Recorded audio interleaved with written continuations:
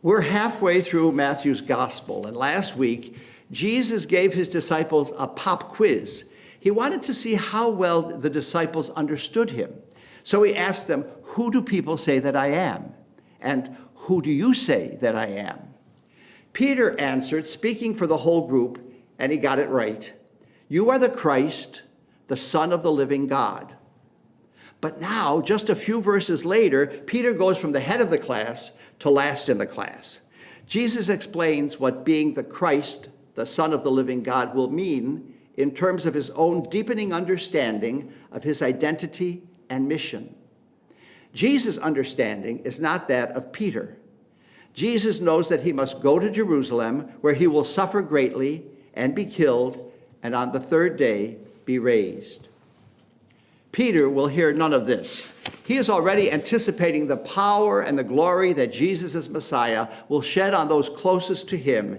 And so he tries to dissuade Jesus, to soften the message, to make his pronouncements more attractive, more user-friendly, more marketable to the general public. In other words, to fit the gospel message to the world rather than the world to the gospel. This confrontation between Peter and Jesus is important for us to understand and to accept. Jesus expands his exhortation from his disciples to all of us, since we all have the urge to gain the whole world. Somehow, wealth and success can delude us into thinking that God is with us. Isn't this precisely what St. Paul warns us of in today's second reading?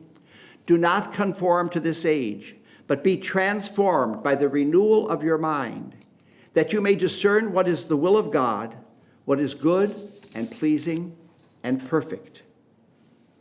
Are we like Jeremiah in our first reading? Do we recognize how irresistible is God's Spirit? How ultimate is that Spirit? How life-giving is that Spirit? Or do we do all that we can to avoid that Spirit and the demands the Spirit places in our lives? Are we willing to risk doing outlandish things that love will ask of us? I would like to give you 3 brief examples of how accepting Jesus' invitation to carry your cross can change you and change the world. The first were a group of indigenous women in La Paz, Bolivia, who, after intensely reflecting upon Jesus' invitation in today's gospel passage to carry their cross, realized they were not being called, as generations of women before them had believed, to suffer silently abuse and injustice at the hands of their relatives. Rather, they realized that suffering that comes from abuse and injustice is to be resisted and eradicated as fully as possible. So they tested new ways of relating, claiming their power, and uniting with one another to bring about change for themselves and for their daughters. Do not conform to this age. A second example of carrying your cross and rejecting the way of the world occurred at the beginning of the Second Iraq War. The evangelical activist Tony Campolo proposed in a sermon that rather than dropping bombs on the Iraqis to force Saddam Hussein from power, the U.S. should send ships to Iraq laden with food, medical supplies, and other items, giving them to the Iraqi people for free. He said, "If Hussein is still in power in 6 months, then attack if you must." It seemed a ridiculous proposal, and we took the path of war instead and spent billions of resources and thousands of lives in the process. Do not conform to this age.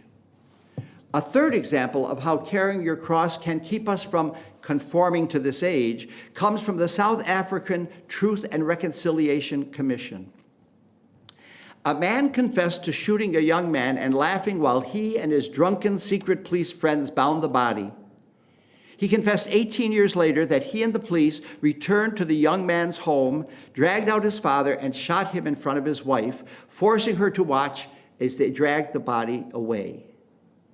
The horrified court sat in silence as one of the judges asked the old woman, "What would you like to see done to this man who committed this crime?"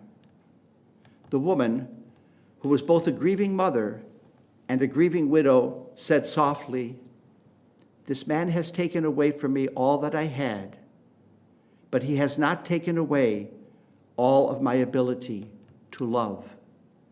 I want him to gather up some dirt from where my husband is buried. I want him to visit me twice a month. Do not conform to this age. For what profit would there be for one to gain the whole world and forfeit his life?" I can never hear these words of Jesus in this gospel passage without thinking of that marvelous scene in the movie A Man for All Seasons. Paul Scofield, playing a restrained and composed Sir Thomas More, is on trial for treason. His former assistant, Richard Rich, played by a very young John Hurt, perjures himself at the trial, sealing Moore's fate, execution. As Richard Rich is about to leave the courtroom, Thomas More asks if he might speak to him. The judge allows it.